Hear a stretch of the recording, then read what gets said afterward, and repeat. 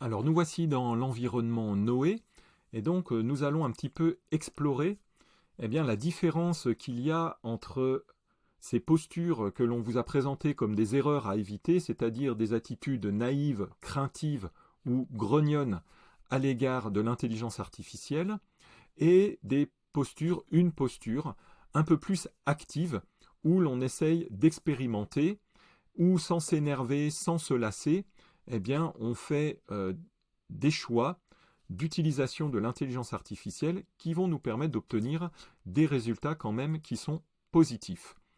Alors, on va commencer en fait par un prompt qu'on va appeler un prompt naïf, où l'on est dans cette posture passive, où l'on dit à l'intelligence artificielle, écoute, tu vas faire le travail pour moi.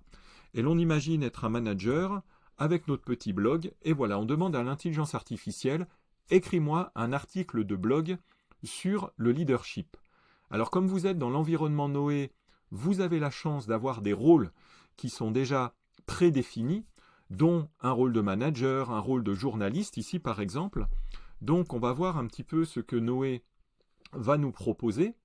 Donc il recherche dans sa base de connaissances et il dit, voilà, pour répondre à ta demande, il active le rôle correspondant à la rédaction d'un article de blog. Et donc c'est celui de journaliste.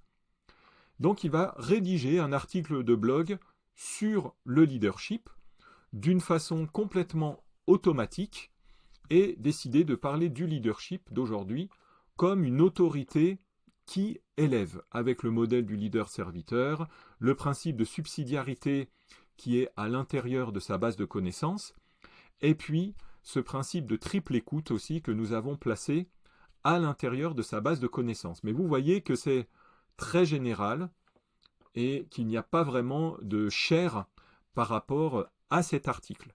Tout cela parce que finalement, nous avons été un petit peu trop passifs face à l'intelligence artificielle. Si maintenant je choisis cet autre prompt, je souhaite écrire un article de blog qui parle du leadership, il démarre de la même façon, mais qu'est-ce qui est ajouté? Servant dans un contexte de transformation digitale. On rajoute du contexte. Et on lui pose une question. Peux-tu m'aider à structurer mes idées? Donc on lui définit un rôle à jouer vis-à-vis de nous. À partir de là, on voit qu'il propose une structure d'article de blog alignée avec le sujet, le leadership servant dans un contexte de transformation digitale.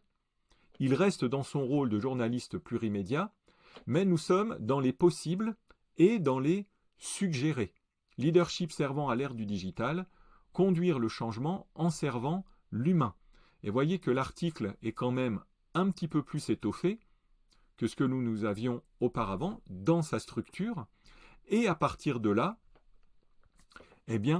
Noé nous demande ce que l'on souhaite faire. Souhaites-tu que je développe un ou plusieurs de ces blocs? Et il s'agit de rentrer dans une conversation finalement avec l'agent. Préfères-tu un format tout prêt à publier à partir de cette structure? Alors il y aurait toujours le choix de rebasculer dans cette posture naïve où l'on laisse faire l'intelligence artificielle sans trop réfléchir, mais on n'aurait rien à y gagner. Donc, ce premier exemple nous montre que nous sommes ici avec deux qualités de réponse.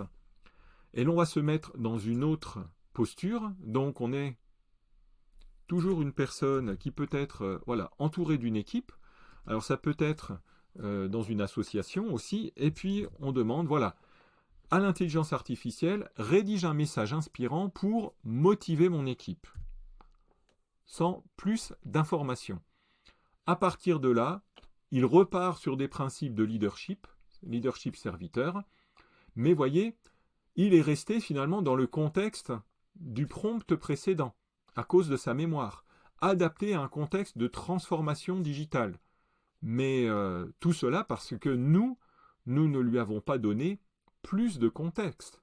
Et donc, il est dans ce fonctionnement par défaut. Et il nous pose des questions. Souhaites-tu que je l'adapte à un ton plus formel, plus dynamique ou encore plus spirituel? On voit qu'il est à la recherche d'informations. Mais surtout, comme nous avons été très vagues, il est resté dans la suite de ce qui avait été fait auparavant. Alors, On va cette fois-ci prendre un prompt avec une posture un petit peu plus active.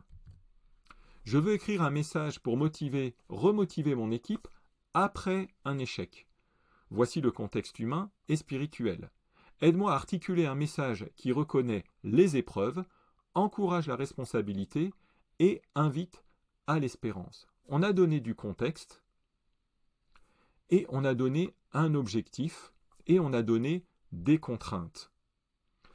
À partir de là, quelle va être la réponse de notre agent? Voici un message construit pour répondre à ton besoin, reconnaître l'échec, valoriser la responsabilité et ouvrir une perspective d'espérance. Cette reformulation est intéressante parce qu'elle nous permet de nous assurer que l'agent a bien compris. Il y a une proposition de message et l'on peut voir que l'on n'est plus du tout dans un contexte de transformation digitale, mais on est rentré à l'intérieur du contexte que nous lui avons donné. Il y a un certain ton qui est pris pour inviter à l'espérance, encourager la responsabilité, et voyez que l'agent est toujours à nous poser des questions pour stimuler notre réflexion, et ça c'est une particularité que nous avons voulu pour l'agent Noé, c'est qu'il soit toujours à vous renvoyer la balle pour que vous soyez au centre du jeu. Souhaites-tu que je décline ce message en version plus courte pour un usage oral ou digital? C'est effectivement l'une des choses que l'on peut aussi donner dans notre prompt, c'est-à-dire le contexte d'usage de la réponse qui peut être précisé pour que l'agent puisse en tenir compte dès le départ.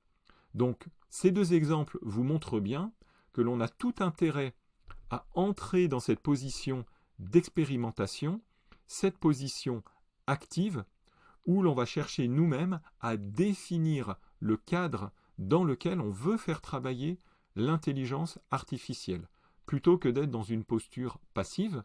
Et c'est tout cela que l'on va continuer à voir dans nos prochains webinaires.